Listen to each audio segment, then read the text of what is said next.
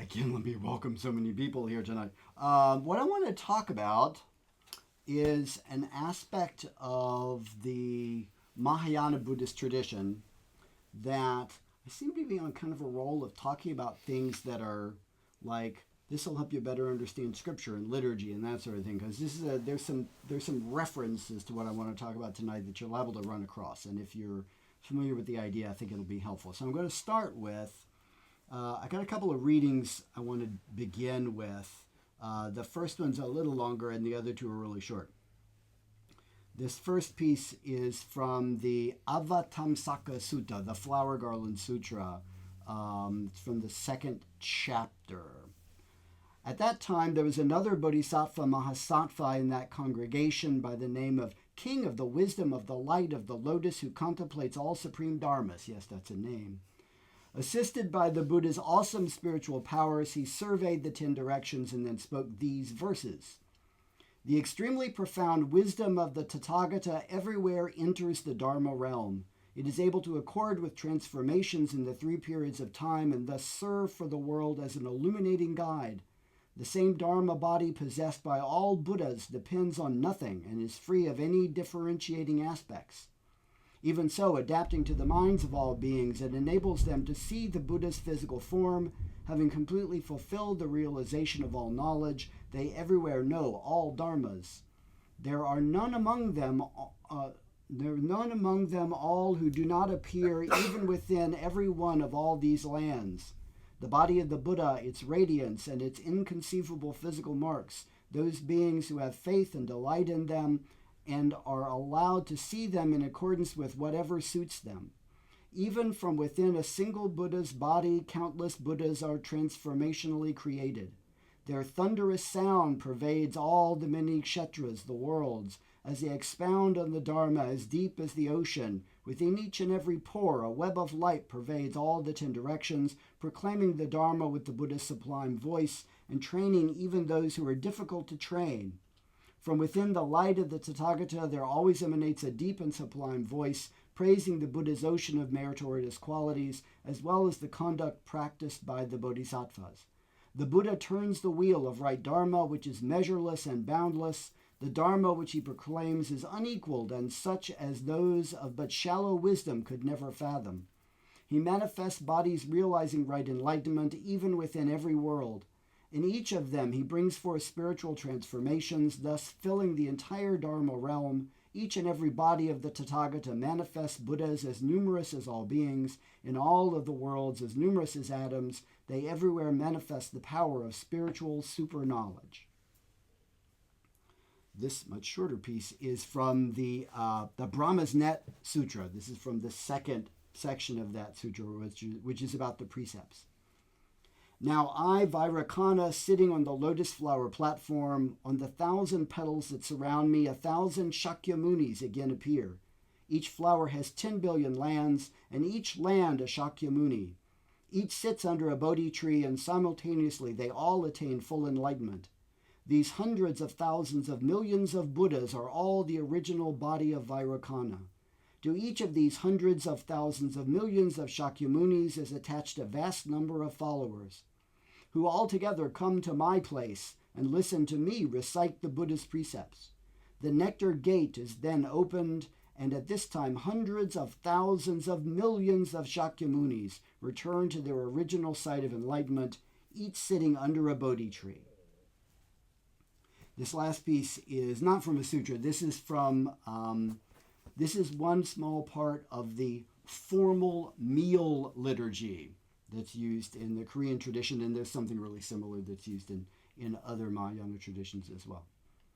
Vairakana Buddha of the pure Dharmakaya, Rokana Buddha of the perfectly fulfilled Sambhogakaya, Shakyamuni Buddha of the 100 million Nirmanakaya, Amida Buddha, guiding teacher of the 9 classes of birth in the Pure Land, Maitreya Buddha, who will be born in the future, each and every Buddha of the 3 times in the 10 directions, each and every honoring teaching of the 3 times in the 10 directions, Munsu Bosal of great wisdom, Bohyun Bosal of great action, Gwanseum Bosal of great compassion, all the noble Bodhisattva Mahasattvas, Mahabanya. It probably will come to no surprise to anyone who knows me even a little bit if I tell you that as a teenager I was really into science fiction and fantasy books. Probably that's not going to shock anybody. I started with, it's all C.S. Lewis's fault. Those darn Narnia books. That's what started it. Like, what was that? 6th grade, 5th grade, whatever that was. But I quickly spiraled into much Tolkien, much like more grown-up stuff than that. My favorite as a teenager was a British writer by the name of Michael Moorcock. I had a huge collection of his books. And he had a whole series of books that he wrote about what he called the Eternal Champion. And the idea was there were all these different characters who were in different worlds, but it turned out they were all the Eternal Champion, just sort of different existences of the Eternal Champion. And every once in a while he would like bring them together where the Eternal Champion from one world would go to this other world and kind of help this guy out and this kind of thing. I think this was the first use of the word multiverse in like pop culture stuff, kind of outside of physics. He was the first one to talk about the multiverse. So you've got this multiverse of universes, and every universe had an Eternal Champion, right? And the Eternal Champion sort of was born kind of over and over again in different worlds.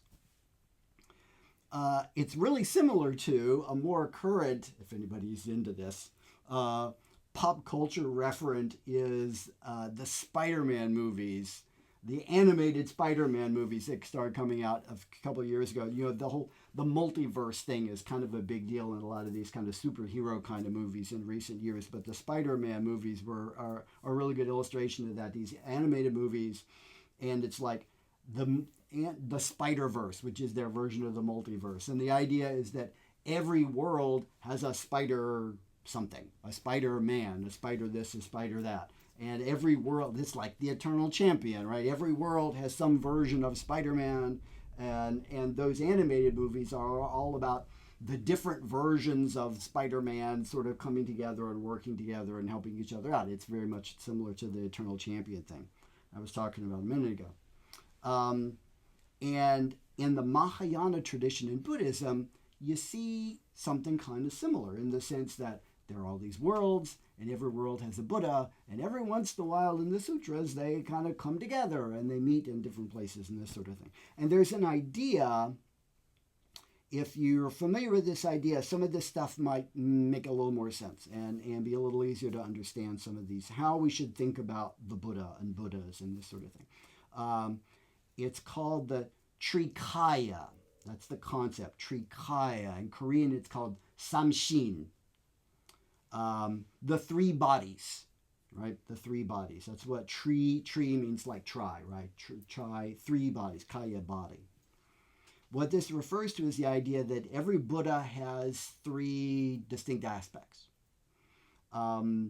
This is the idea that if you understand this idea, sometimes things that are referred to in scripture that might sound just weird, or what's the foundation for this, or what is this trying to describe? If you're familiar with this idea of three bodies, it's like, okay, I understand. That gives some context to some of these sorts of things.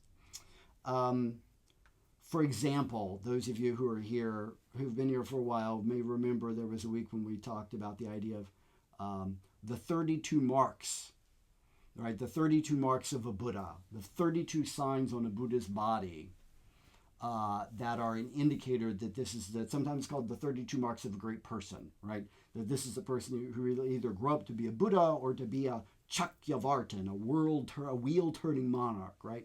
And when you think about these marks, golden skin and teeth that are all the same width, and arms that hang down so that the hands are next to the knees, and ankles that bend a funny way, and like hair that swirls in a particular direction, and funny prints on the palms and the bottom of the feet. And like, this person would be a freak of nature if they really looked like this. You know, that would be the thing people would be amazed by. Oh, look at this person meditate. No, look at what color they are. It's why does their hair grow like that? Why did they have white bunch of hair between their eyeballs? It would just be weird, right? So that's something that might seem really strange, but if you're familiar with this idea of the three bodies, it gives it kind of a different context. Or if you think about There's the story of the Buddha going to the Tushita heaven to teach his mother, who of course died very shortly after he was born. So he goes to heaven to deliver these sermons to her. Well, what body did that? Right? He physically, he like flew, or like he can levitate now, or what's the deal with this? How could something like that? How can we kind of make sense of something like that? So let me talk about the ideas these three bodies. So the Dharmakaya, Popshin in Korean, Popshin, the truth body. This is describing all the collected auspicious qualities of the Buddha, wisdom and compassion and super mundane powers and all these things that a Buddha has. It's the kind of the corpus of all of the teachings of the Buddha, the embodiment of truth that's eternally present everywhere, the dharma, right? Truth that's eternally present everywhere.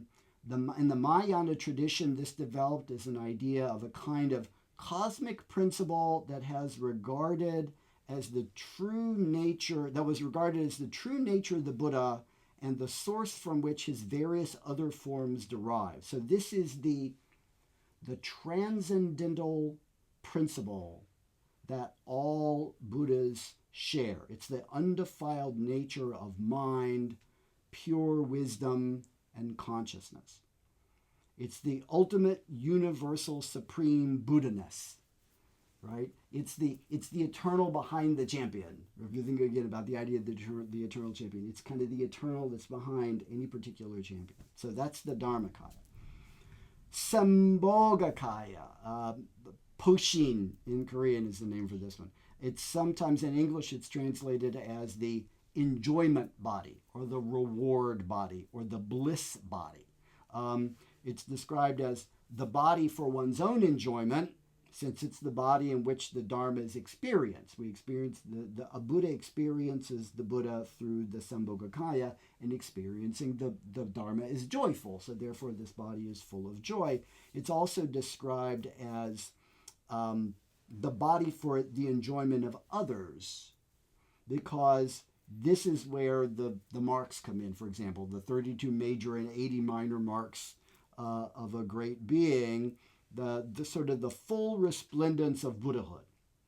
Some Mahayana teachings say that only advanced beings of a higher spiritual attainment, can perceive the Sambhogakaya, and therefore are able to see these marks, are able to see these indicators that this person is a Buddha. A person who is not as spiritually developed would sort of be blind to that, would not be able to perceive that about that person.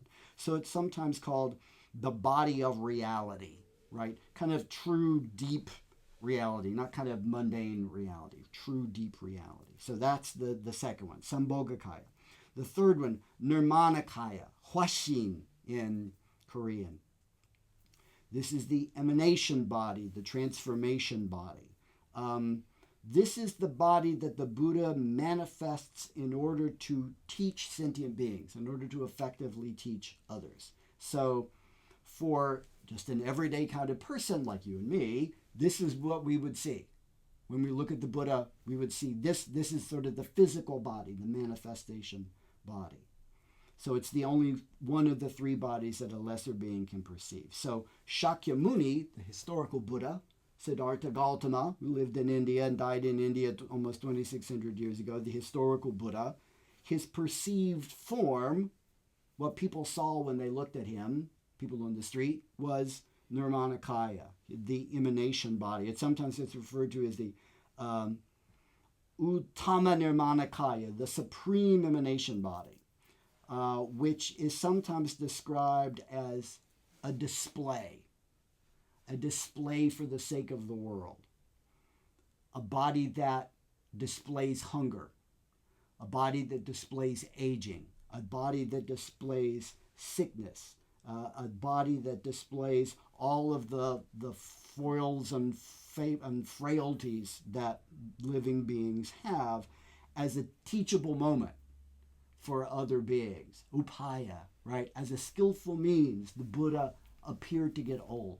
The Buddha appeared to get sick, right? When he was an old man, he pulled back his robe so that his followers could see his ribs, his old man chest. This is aging. This is what happens to everybody. The Nirmanakaya, the teaching, the tradition says, can manifest in whatever form is going to be effective for teaching, right? So the Nirmanakaya can manifest as a human form. It can manifest in a divine form, as an animal form. It can even manifest as an inanimate object, as something useful like a bridge, or something beautiful like a work of art that would be a way of communicating a teaching. So those last two, Sambhogakaya and Nirmanakaya, together they're sometimes referred to as a Rupakaya, form body, because it's the physical form. It's the physical manifestation, the tangible part, right? Dharmakaya, that's intangible, right? But those two are tangible. So if you think about, let me go back to Spider-Man, right? If you think about those Spider-Man movies, Dharmakaya is spider beingness, right? It's sort of the sort of intangible principle of spider beingness that sort of cuts across all these universes, that connects them all together, connects all these characters together. Ultimate universal supreme spiderness, right, is Dharmakaya. And then Sambhogakaya, if you think about sort of each individual Spider-Man in his glory, in his costume or her, some of them are female, some of them are pigs, in the costume, swinging through the city, shooting the webs and catching the bad guys and sort of manifesting the power, right? That's sort of like Sambhogakaya. And then Nirmanakaya, Peter Parker in his everyday clothes, Miles Morales in his everyday clothes. The appearance that they have to regular everyday people in the street, right? That's Nirmanakaya, right? So that I don't know if that helps or not, but maybe that will be helpful. If you go back to that last reading that I did, the meal chant, if you think about the first three lines of that, let me go back to those three lines and kind of explain what was going on there. Because that one explicitly used this terminology, right? It explicitly referred to these three things. So the first line was Vairakana Buddha of the pure Dharmakaya. The Flower Garland Sutra, the Avatamsaka Sutra, presents Vairakana. Vairakana means resplendent in Sanskrit. Teil Yore, that's his name in Korean, Teil Yore, resplendent. So Vairakana Buddha is presented by that sutra as the personification of that universal Buddha-ness. He's the most Buddha of all the Buddhas. He's the ultimate Buddha-ness, right? He's got all of that. He sort of represents that idea. And that's the way he's talked about, is sort of a physical manifestation, a representation of that Buddha-ness, in the same way that you can think about like the Statue of Liberty as sort of a manifestation or representation of liberty, that sort of thing. When you in Buddhist art, you can often tell, not always, but you can very often tell when the Buddha that's being represented is Vairakana, because Vairakana is most commonly shown with a mudra. Mudras are hand gestures, if you're familiar with that idea, hand gestures.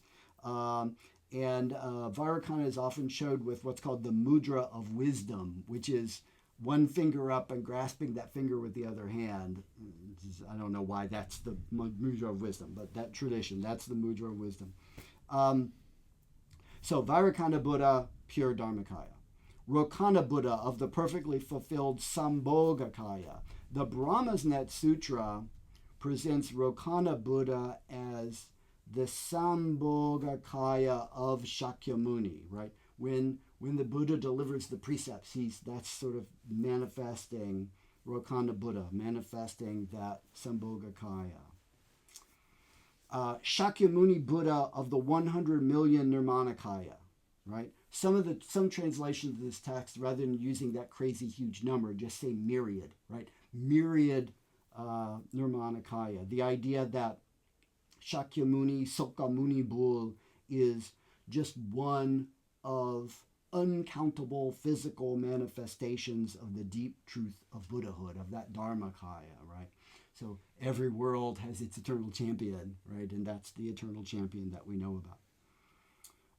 So in the texts, there are a lot of kind of subtle references that are alluding to, even if they don't like use explicit words or use this terminology, they're sometimes alluding to this idea of these three bodies and these different sort of ways that you can sort of parse out what Buddha is, what a Buddha is.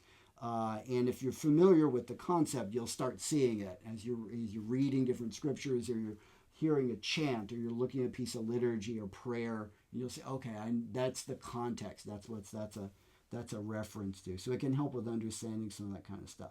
Now, in a more practical sense, though, what does this have to do with you?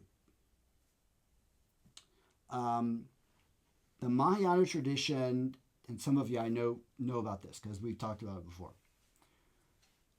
Tathagata Garbha, the embryo of Buddhahood, right? The Mahayana tradition says all beings possess Tathagata Garbha. All beings have an embryo of Buddhahood. Inside, we all have a little baby Buddha.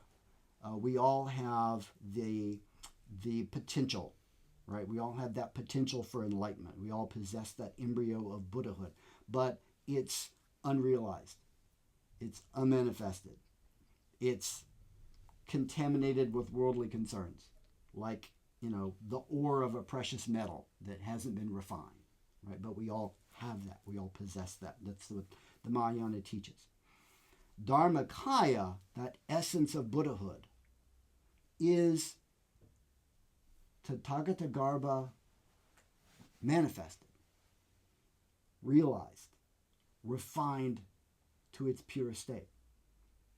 So the Tathagata Garbha that each being possesses, that you possess from a Mahayana perspective, is that aspect of you that reflects the Dharmakaya of each Buddha, right?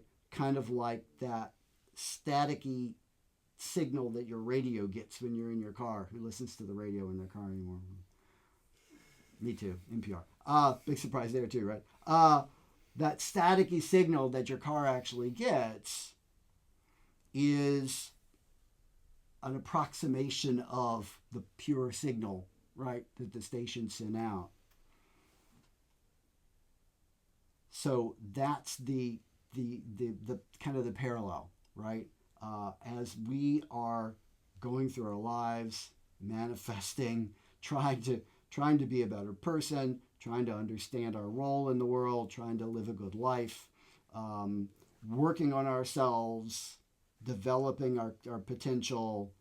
There's a thread there that connects that potential inside of us. It's not the same thing, but there's a connection between this thing that we have and this universal notion of pure wisdom and compassion in the universe. Songbola Shipshio Miyuai, and all beings manifest that enlightenment.